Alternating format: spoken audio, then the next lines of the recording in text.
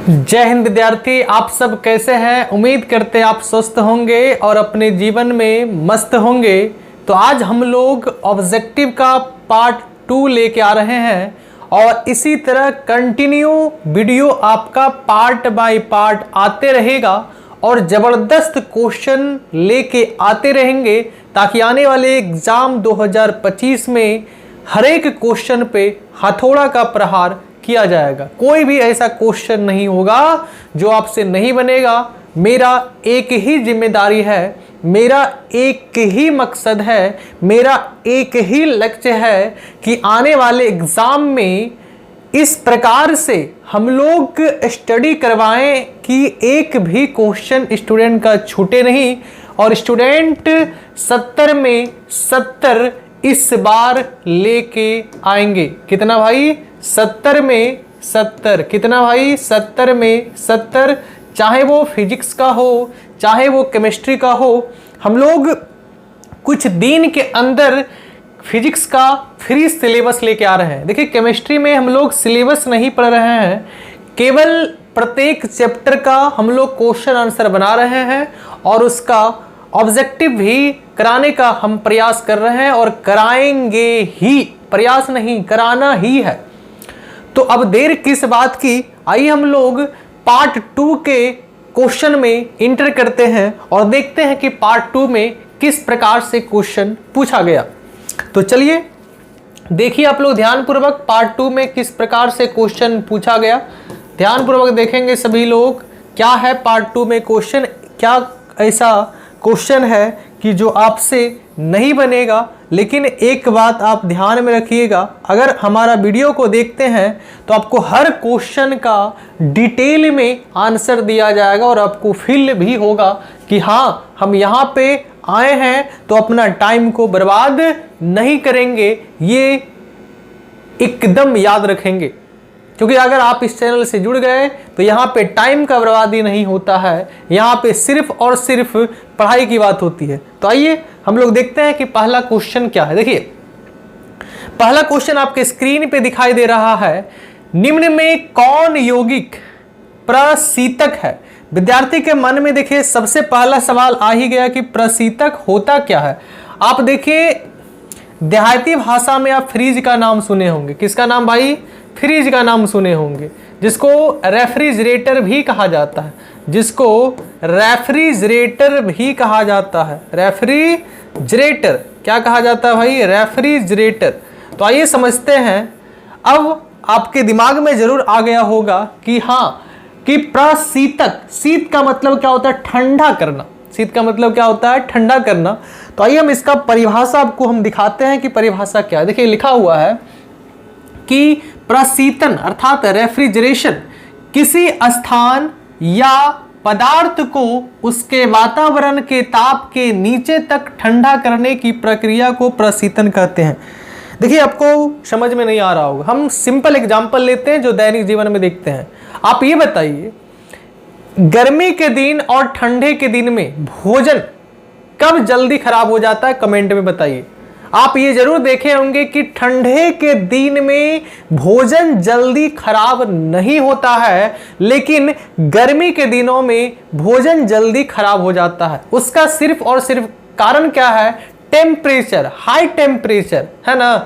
तो आप क्या करते हैं कि उस टेम्परेचर को बर्दाश्त वो नहीं कर पाएगा, तो उसके लिए आप यूज करते हैं फ्रिज। क्या चीज यूज करते हैं? फ्रिज।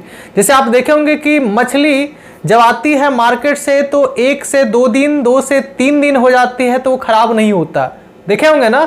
तो वहां पे रेफ्रिजरेटर का इस्तेमाल नहीं करता है, वहां पे फ्रिज का इस्तेमाल नहीं करता है। वहां पे आप देखे होंगे कि बड़े बड़े डब्बे में बहुत सारा बर्फ दिया रहता है, उस बर्फ के ऊपर मछली डाल दिया जाता है ताकि उसको टेम्परेचर जो है वो नॉर्मल रहे, वो हाई टेम्परेचर नहीं रहे। अगर हाई टेम्परेचर रहेगा तो वो मछली खराब हो सकती है। अब देखेंगे कि पूरा बर्फ में लेके आया जाता है उस मछली को ताकि हमारा मछली खराब ना हो। तो वही तो प्रशीतक है भाई। आप ठंडा कर रहे हैं, वातावरण में काफी गर्मी है, आप उसको ठंडा कर रहे हैं। जिसको इंग्लिश भाषा में रेफ्रिजरेटर या फ्रिज के नाम से भी जानते हैं। तो उम्मीद करते हैं आपको समझ में आ रहा होगा कि हम बोलना क्या चाहते हैं। देखिए फिर से याद कीजिए कि किसी स्थान या पदार्थ को उसके वातावरण के ताप के नीचे तक ठंडा करने की प्रक्रिया को प्रशीतन कहते हैं। और याद रखेंगे जो यौगिक यूज किया जाता है प्रशीतन के रूप में वह प्रशीतक कहलाता है। प्रशीतक के रूप में NH3 अर्थात अमोनिया, याद रखेंगे प्रशीतक के रूप में NH3 और क्लोरोफ्लोरोकार्बन CF2Cl2 का उपयोग किया जाता है। ये फ्रिज में रहता है भाई, अमोनिया गैस या फिर क्लोरोफ्लोरोकार्बन कहाँ पे रहता है? फ्रिज में। और इसी का उपयोग हम लोग करते हैं किसी भी चीज को सुरक्षित रखने के लिए। तो बताइए इसका राइट आंसर क्या हो जाएगा? निम्न में कौन यौगिक प्रशीतक है? तो इसका राइट आंसर देखिए ये तो नहीं होगा, ये तो कहानी खत्म। CCl4 भी नहीं होगा, CF4 भी नहीं होगा। अभी जस्ट आपको लिखाए थे क्लोरोफ्लोरोकार्बन CF2Cl2। बताइए कितना आसान सा क्वेश्चन है। आइए हम लोग नेक्स्ट क्वेश्चन की ओर बढ़ते हैं और देखते हैं नेक्स्ट क्वेश्चन क्या है। देखिए नेक्स्ट क्वेश्चन बहुत ही इंपॉर्टेंट क्वेश्चन है, आप इसे ध्यान पूर्वक देखेंगे। क्वेश्चन क्या पूछा जा रहा है? क्वेश्चन आपसे पूछा जा रहा है कि क्लोरोफॉर्म को सांद्र NaOH के साथ गर्म किया जाता है तो निम्न में से क्या प्राप्त होता है? पहला सवाल है, पहला ऑप्शन है CH3CON, HCOON, CH3OH या फिर HCOOH। तो आइए देखते हैं प्राप्त क्या होता है। इसको हम डिटेल में समझने का प्रयास करते हैं। ये वेरी वेरी इंपॉर्टेंट क्वेश्चन है प्यारे दोस्त। क्वेश्चन को आप जरूर नोट डाउन करते जाएंगे अपने कॉपी में, क्योंकि हम लोग का लक्ष्य है कि 2025 के सारे क्वेश्चन को हम लोग फोड़ के आएंगे। तो ये तभी होगा जब आप इस चैनल के साथ जुड़ेंगे। तो जल्द से जल्द सब्सक्राइब कर लें और अपने मित्रों के साथ भी शेयर करें, अपने संबंधियों के साथ भी शेयर करें, ताकि वो कहीं भी अगर क्लास कर रहे होंगे तो ऐसे क्वेश्चन नहीं करवाया जाता है, क्वेश्चन आंसर नहीं करवाया जाता। आप जरूर उनको बताएं कि इस चैनल पे बहुत अच्छे तरीके से क्वेश्चन आंसर भी करवाया जा रहा है और साथ में ऑब्जेक्टिव का सॉल्यूशन विद डिटेल करवाया जा रहा है। तो आइए हम लोग देखते हैं कि क्वेश्चन क्या पूछा गया था कि क्लोरोफॉर्म आपको पता होना चाहिए। इसका सूत्र क्या होता है भाई? क्लोरोफॉर्म का सूत्र होता है CHCl3। इसकी अभिक्रिया बताइए किससे किया जा रहा है? इसकी अभिक्रिया किया जा रहा है NaOH के साथ। तो आपसे पूछा जा रहा है क्या बनेगा? आपसे क्या पूछा जा रहा है? क्या बनेगा? तो आइए इसको हम डिटेल से समझते हैं। हम इसको देखो एक तरीके से और लिखते हैं। ये समझ गए आप, ये क्लोरोफॉर्म का सूत्र होता है, ये सोडियम हाइड्रोक्साइड NaOH है। देखिए इसको हम समझाने के लिए इसको तोड़ के लिख रहे हैं। कैसे लिख रहे हैं भाई? तोड़ के। देखिए सबसे पहले क्लोरोफॉर्म के लीजिए, क्या लेना है? क्लोरोफॉर्म बोले तो क्या? HC और इसके साथ Cl का संख्या भाई कितना है? Cl का संख्या है 3। ये हम करवाए भी हैं, अगर आप हमारे साथ क्वेश्चन आंसर करे होंगे तो हम ये करवाए हैं। क्लोरोफॉर्म की अभिक्रिया बताइए किसके साथ किया जा रहा है? क्लोरोफॉर्म की अभिक्रिया करवाया जा रहा है NaOH के साथ। किसके साथ करवाया जा रहा है? NaOH के साथ। आप ध्यान से देखिएगा, यहाँ पे सोडियम के ऊपर होता है प्लस चार्ज, क्लोरीन के ऊपर होता है माइनस चार्ज। सोडियम के ऊपर कौन सा चार्ज? प्लस चार्ज, और क्लोरीन के ऊपर माइनस चार्ज। तो ये आप देख रहे हैं कि प्लस का संख्या 1 है लेकिन माइनस का संख्या 3 है, इसलिए प्लस को भी कितना बनाएंगे? 3। कितना बनाएंगे भाई? 3। तो अब ये क्या करता है? ये Cl माइनस को बताइए कौन लेके जाता है? Na+। ध्यानपूर्वक देखते जाएंगे तो आपके दिमाग में आ गया कि बन क्या रहा है? NaCl। इसका संख्या कितना है भैया? 3। और साथ में बताइए ये तीनों OH इस Cl के पास जुड़ जाएगा। ये तीनों जो है OH कहाँ पे जुड़ जाएगा? इस कार्बन के साथ, क्योंकि कार्बन हमेशा 4 बॉन्ड बनाता है।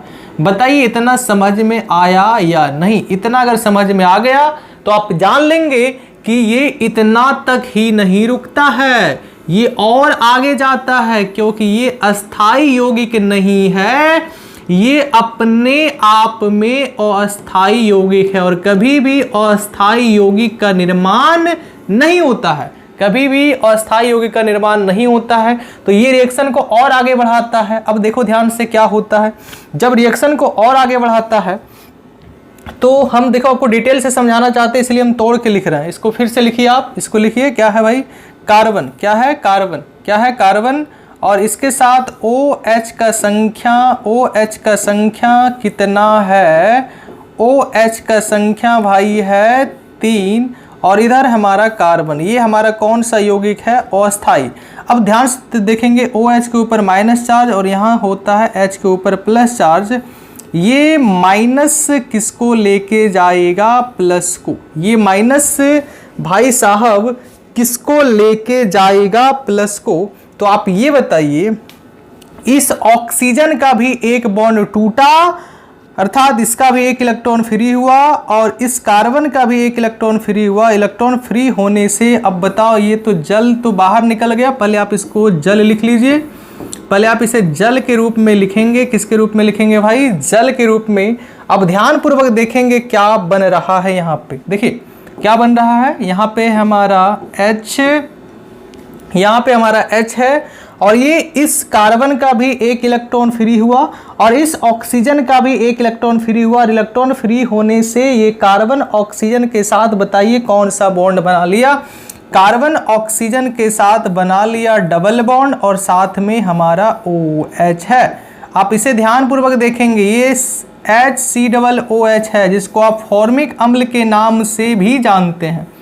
किस अम्ल के नाम से जानते हैं भाई, फॉर्मिक अम्ल के नाम से जानते हैं। आपको समझ में आ रहा है या नहीं आ रहा है, आपको समझ में आ रहा है। फिर ये अभिक्रिया अभी रुकता नहीं है, फिर ये अभिक्रिया देखो ध्यान से, अरे भाई साहब, फिर ये अभिक्रिया करता है वही सोडियम हाइड्रोक्साइड के साथ। पकड़िए इसको, H है भाई, यहाँ पे है C, यहाँ पे है CO, और यहाँ पे है OH। ध्यान पूर्वक देखेंगे, ये अभिक्रिया फिर करता है NaOH के साथ, है ना। तो अब ध्यान पूर्वक देखेंगे क्या बनेगा।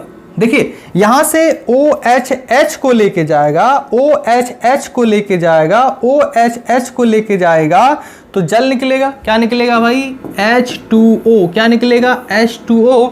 और ये Na यहाँ पे आके आज लटक जाएगा। तो बताइए क्या बना, H, क्या बना H। ये कार्बन के साथ ऑक्सीजन तो डबल बॉन्ड बनाए हुआ था, और यहाँ पे आ गया सोडियम।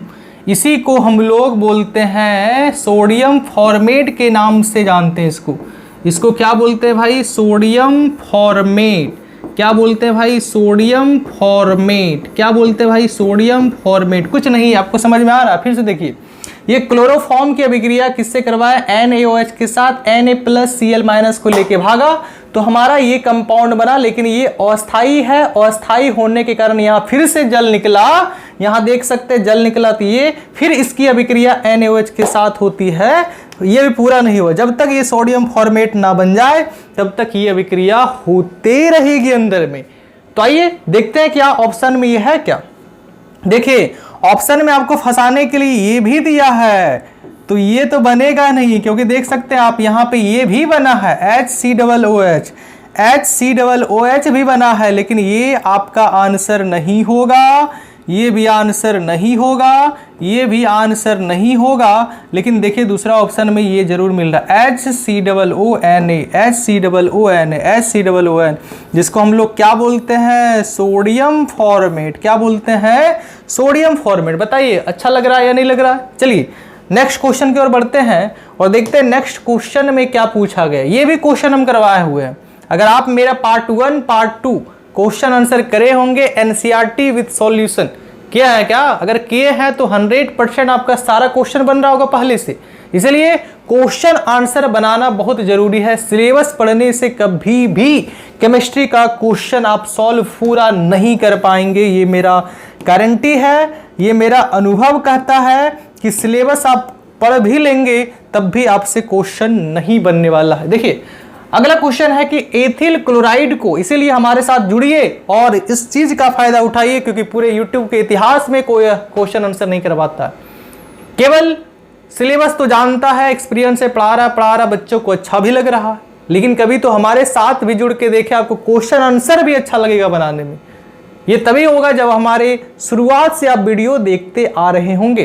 कुछ दिन के अंदर हम फिजिक्स लेके आने वाले हैं और फिजिक्स इतना जबरदस्त तरीके से बताया जाएगा जो कि आप सोचे भी नहीं होंगे कि फिजिक्स इतना हल्का भी होता है। चलिए, क्वेश्चन क्या है कि एथिल क्लोराइड को AgN अर्थात सिल्वर साइनाइड के साथ गर्म करने पर क्या प्राप्त होता है। आपके सामने 4 ऑप्शन है, ethyl cyanide, ethyl isocyanide, ethyl amine, ethyl आइसोनाइड या नाइड गलत। चलिए आइए देखते हैं क्या है भाई। एथिल क्लोराइड, एथिल क्लोराइड बोले तो बताओ क्या, C2H5Cl, इसकी अभिक्रिया सिल्वर साइनाइड के साथ किया जाता है। देख लीजिए, इसकी अभिक्रिया किससे करवा रहा है, सिल्वर साइनाइड के साथ। और एक चीज हम आपको बता रहे हैं, एक चीज याद रखिएगा, अगर CN कहीं पे है तो इसको पढ़ते हैं साइनाइड। क्या पढ़ते हैं, साइनाइड। अगर NC कहीं पे है तो इसको हम लोग पढ़ते हैं आइसोसाइनाइड। क्या पढ़ते हैं भाई, आइसोसाइनाइड। इस चीज को ध्यान में रखेंगे, ये हम पहले बता चुके हैं। चलिए ध्यान से देखिएगा, तो आपको पता है कि सिल्वर के ऊपर प्लस चार्ज होता है, क्लोरीन के ऊपर माइनस चार्ज होता है, तो ये माइनस भाई साहब किसको लेके जाएगा, ये माइनस भाई साहब लेके जाएगा क्लोरीन को। बताओ क्या बन जाएगा, सिल्वर क्लोराइड अर्थात AgCl। और ये CN यहाँ पे तो जुटेगा, लेकिन CN के फॉर्म में नहीं जुटेगा, ये NC के फॉर्म में जुटेगा। तो बताओ क्या बन जाएगा, C2H5 यहाँ पे NC के फॉर्म में जुटेगा। देख लो ध्यान से, यहाँ CN नहीं है, इस चीज को ध्यान से देखिए, यहाँ NC है, इसीलिए इसका नाम पड़ जाएगा एथिल, इसका नाम पड़ जाएगा एथिल आइसोसाइनाइड। अगर CN होता तो इसको पढ़ते साइनाइड, लेकिन अब हम लोग साइनाइड नहीं पढ़ सकते हैं, अब इसका नाम होगा एथिल आइसोसाइनाइड। बताइए कैसा लग रहा है। तो आइए हम लोग देखते हैं क्या ये ऑप्शन में है। हाँ, एथिल आइसोसाइनाइड, इसका राइट आंसर हो जाएगा ऑप्शन नंबर बी अर्थात ख नंबर का। कैसा लग रहा है, अच्छा लग रहा है ना। चलिए नेक्स्ट क्वेश्चन की ओर बढ़ते हैं, देखते हैं नेक्स्ट क्वेश्चन में क्या पूछा गया है।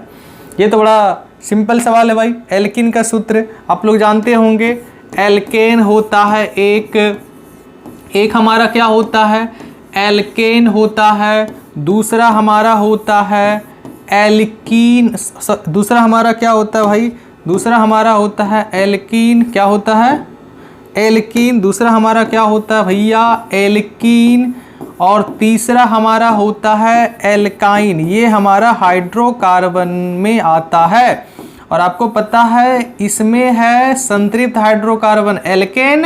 ये कैसा हाइड्रोकार्बन है आपको पता होना चाहिए, ऑब्जेक्टिव पूछ देगा। मीथेन, इथेन कौन सा हाइड्रोकार्बन है, संतृप्त। लेकिन ये दोनों भाई साहब कौन सा हाइड्रोकार्बन है, ये असंतृप्त हाइड्रोकार्बन है। लेकिन आपसे ये नहीं पूछा जा रहा है संतृप्त है कि असंतृप्त, आपसे पूछा जा रहा है इसका समायन सूत्र बताइए। क्या पूछा जा रहा है भाई साहब, इसका समायन सूत्र।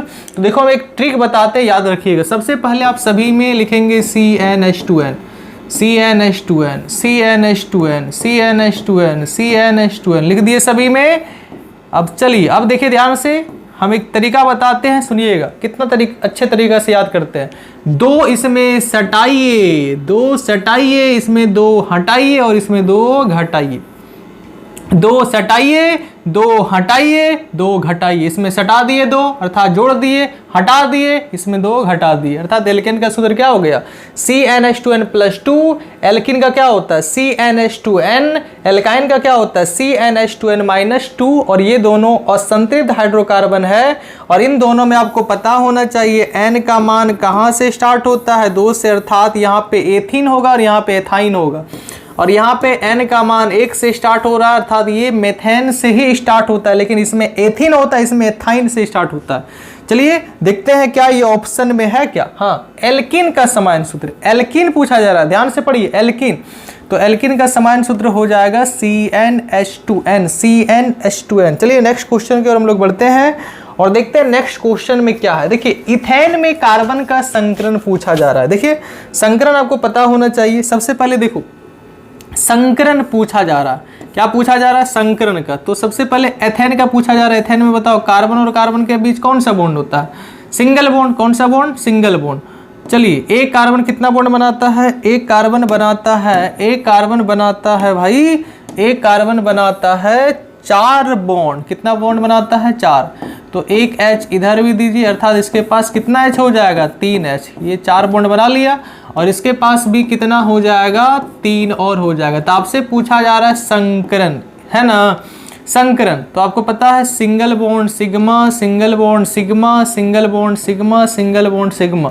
तो इस कार्बन का बताओ सिग्मा का संख्या कितना है, 4, इसीलिए इसका संकरण क्या हो जाएगा, sp3। चाहे आप इस कार्बन का भी चेक कीजिए तो सिग्मा सिग्मा सिग्मा 4 है सिग्मा, और 4 सिग्मा का संकरण क्या होता है भैया, sp3। कैसा लग रहा है? अगर आपको निकालने नहीं आता आप कमेंट में लिखें सर हमको नहीं आता, हम आपको बताएंगे अलग वीडियो में कैसे निकाला जाता है। तो बताओ इथेन में कार्बन का संकरण क्या होगा, sp3। तो इसका राइट आंसर हो जाएगा ऑप्शन नंबर को। चलिए नेक्स्ट क्वेश्चन की ओर बढ़ते हैं और देखते हैं नेक्स्ट क्वेश्चन में क्या पूछा। ये भी बड़ा जबरदस्त क्वेश्चन है, very very important, very very important. बताइए पूछा जा रहा है इथाइन में पाई बॉन्ड की संख्या बताइए। इथाइन आपको पता है, इथाइन बोले तो कार्बन और कार्बन के बीच कौन सा बॉन्ड, ट्रिपल बॉन्ड। और एक कार्बन कितना बॉन्ड बनाता है, 4। इधर भी हो जाएगा 1 हाइड्रोजन और इधर भी हो जाएगा 1 हाइड्रोजन। तो आपसे पूछा जा रहा है पाई बॉन्ड की संख्या क्या होगी। आपको पता है जब ट्रिपल बॉन्ड बनता है तो 2 हमारा होता है पाई, 2 हमारा होता है पाई और 1 हमारा होता है सिग्मा, सिग्मा सिग्मा। तो बताओ इसमें पाई की संख्या आपको कितना दिख रहा है, इसमें पाई की संख्या आपको टोटल दिख रहा है 2। कितना दिख रहा है, पाई की संख्या 2। तो बताइए इसका राइट आंसर क्या हो जाएगा, इथाइन में पाई की संख्या कितनी है, पाई बॉन्ड की संख्या 2 है। चलिए अगले क्वेश्चन की ओर हम लोग बढ़ते हैं, देखते हैं अगले क्वेश्चन में क्या पूछा जा रहा है। अगला क्वेश्चन भी बड़ा आसान है। समान सूत्र CnH2n+2, समान सूत्र CnH2n+2 वाले यौगिक को क्या बोलते हैं, एल्कीन, एल्काइन, एल्केन, इनमें से कोई नहीं। तो इसका राइट आंसर क्या हो जाएगा, ऑप्शन नंबर गो। अभी जस्ट आपको लिखाए थे एल्केन का समान सूत्र। अगले क्वेश्चन की ओर बढ़ते हैं और देखते हैं कि अगले क्वेश्चन क्या पूछा गया है। अगले क्वेश्चन क्या पूछा गया है, ध्यान पूर्वक देखेंगे। हाँ, हीरे में कार्बन का संकरण, सिंपल आप याद रखिएगा। हीरा किसका अपरूप है, कार्बन का। हीरा किसका अपरूप है, कार्बन का। और कार्बन, हीरा कार्बन में जो बॉन्ड बनाता है वो सिंगल बॉन्ड के साथ प्रत्येक कार्बन कनेक्ट रहता है। और आपको पता होना चाहिए कि एक कार्बन 4 बॉन्ड बनाता है। और यदि 4 बॉन्ड बनाता है, यदि कौन सा बॉन्ड बनाता है भाई, यदि 4 बॉन्ड बनाता है, यदि 4 बॉन्ड बनाता है तो आपको पता होना चाहिए अगर 4 बॉन्ड बना रहा है कार्बन, कितना बॉन्ड बना रहा है भाई, 4 बॉन्ड। एक कार्बन कितना बॉन्ड बनाता है, 4 बॉन्ड। और 4 बॉन्ड का अगर संकरण आप देखेंगे तो sigma sigma sigma sigma, 4 sigma बोले तो क्या, sp3। इसका संकरण क्या हो जाएगा भाई, sp3। तो बताओ इसका राइट आंसर क्या मारेंगे, हीरे में कार्बन का संकरण क्या होता है, sp3। चलिए अगले क्वेश्चन की ओर बढ़ते हैं, देखते हैं अगले क्वेश्चन में क्या पूछा गया कि कार्बनिक यौगिक, कार्बनिक यौगिक में तत्व उपस्थित होना चाहिए। कार्बनिक यौगिक में तत्व उपस्थित होना चाहिए, ऑक्सीजन, कार्बन, हाइड्रोजन, नाइट्रोजन। तो याद रखिए कार्बनिक यौगिक बोले तो कार्बनिक यौगिक बनता ही है किससे, कार्बन से। कार्बन से ही बनता है कार्बनिक यौगिक। तो इसका राइट आंसर हो जाएगा ऑप्शन नंबर ख। चलिए नेक्स्ट क्वेश्चन की ओर बढ़ते हैं और देखते हैं नेक्स्ट क्वेश्चन में क्या, श्रृंखलन गुण सबसे ज्यादा किस में होता है। हम देखिए एग्जाम्पल लेते हैं। अगर मान लेते हैं हम श्रृंखलन गुण हाइड्रोजन का चेक करें, तो क्या अगला मान लेते हैं यहाँ पे हाइड्रोजन जोड़ देंगे, तो क्या ये सही हो सकता है? क्या ये सही हो सकता है? क्या ये सही हो सकता है? क्या ये सही हो सकता है? नहीं, कार्बन हमेशा एक बॉन्ड बनाता है। देखो इस कार्बन का 2 बॉन्ड हो रहा है, इस कार्बन का 2 बॉन्ड हो रहा है, इसलिए श्रृंखलन गुण तो हाइड्रोजन का होगा ही नहीं। अगर मान लेते हैं नाइट्रोजन का चेक करते हैं, नाइट्रोजन का चेक करते हैं, नाइट्रोजन का चेक करते हैं, नाइट्रोजन का चेक करते हैं, नाइट्रोजन का चेक करते हैं, अगर मान लेते हैं कहीं ट्रिपल बॉन्ड बना दिए नाइट्रोजन और नाइट्रोजन के बीच, तो यही कहानी इसका क्या हुआ, खत्म। लेकिन कार्बन के साथ एकदम फिक्स है भाई, चाहे आप सिंगल बनाइए चाहे डबल बनाइए, चलते जाएगा, कभी रुकेगा नहीं, कभी रुकेगा नहीं। इसलिए याद रखिएगा कि श्रृंखलन गुण सबसे ज्यादा किसमें पाया जाता है? श्रृंखलन गुण सबसे ज्यादा कार्बन में पाया जाता है। अगले क्वेश्चन की ओर बढ़ते हैं और देखते हैं अगले क्वेश्चन में क्या पूछा गया है। इलेक्ट्रॉन स्नेही अभिकर्मक क्या है? देखिए नाम से पता चल रहा है, इलेक्ट्रॉन स्नेही, इलेक्ट्रॉन रागी भी कहा जाता है इसको, स्नेही को आप रागी भी कह सकते हैं, इलेक्ट्रॉन रागी, इलेक्ट्रॉन रागी भी आप बोल सकते हैं, इलेक्ट्रॉन रागी भी आप बोल सकते हैं। और आपको पता है इलेक्ट्रॉन पे होता है माइनस, और स्नेही का मतलब होता है प्यार करने वाला, अर्थात माइनस से प्यार करने वाला जो होता है उसको आप क्या बोलते हैं? प्लस। क्या बोलते हैं भाई? तो माइनस से प्यार कौन करता है? प्लस। तो देखिए आपके सामने एग्जांपल में है, आपके सामने एग्जांपल है इलेक्ट्रॉन स्नेही BF3 के रूप में होता है, FeCl3 होता है एग्जाम्पल में। ये अपने आप में कौन सा एग्जाम्पल को रिप्रेजेंट करता है? इलेक्ट्रॉन स्नेही, अर्थात इलेक्ट्रॉन से प्यार करने वाला। इसका परिभाषा भी देखो लिख दिए हैं कि धन आवेशित आयन या उदासीन अणु जो इलेक्ट्रॉन के प्रति स्नेह रखता है, प्यार रखता है, क्या कहलाएगा? इलेक्ट्रॉन स्नेही अभिकर्मक कहलाएगा। इसका एग्जाम्पल BF3, FeCl3, AlCl3। तो क्या इसमें ऑप्शन है क्या? हाँ इसमें ऑप्शन है, देखो BF3 है, ये तो हो ही नहीं सकता, ये हो ही नहीं सकता है, तो इसका राइट आंसर हो जाएगा ऑप्शन नंबर को।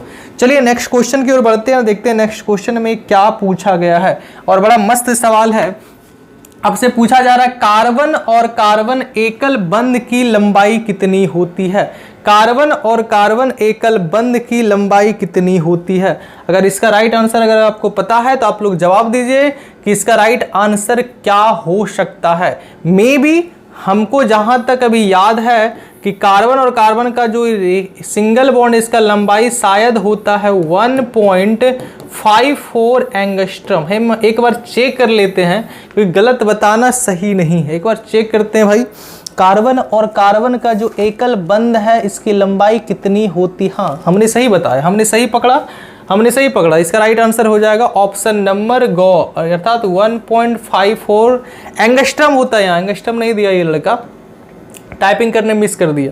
अगर एंगस्ट्रम नहीं देगा तो आपको पता है इसको ऐसे भी लिख सकता है कि 0.54, और आपको पता होना चाहिए एक एंगस्ट्रम का जो मान होता है वो होता है -10, 10⁻⁻10 मीटर। तो इसको ऐसे भी लिख सकता है 0.54 × 10⁻⁻10 मीटर। अगला क्वेश्चन की ओर बढ़ते हैं और देखते हैं अगले क्वेश्चन में क्या पूछा गया है। कार्बन की संयोजकता क्या है? आपको पता है कार्बन का परमाणु संख्या 6, इलेक्ट्रॉनिक विन्यास होता है 2 4, इसका बाह्यतम कक्षा में 4 इलेक्ट्रॉन होने के कारण इसका वैलेंसी बताओ 4 ही होगा। तो इसका राइट आंसर क्या हो जाएगा? ऑप्शन नंबर घ, ऑप्शन नंबर घ। अगले को प्रश्न की ओर बढ़ते हैं और देखते हैं कि अगले प्रश्न में क्या पूछा गया है। अगले प्रश्न में क्या पूछा गया है? ये तो बहुत पीछे चल गए भाई। चलिए ये अंतिम क्वेश्चन था। आप बताइए आपको कैसा लगा मेरा बनाया हुआ वीडियो। अगर अच्छा लगा तो वीडियो को लाइक करें और अपने दोस्तों के साथ शेयर करें। मिलते हैं नेक्स्ट वीडियो के साथ। जय हिंद, नमस्कार।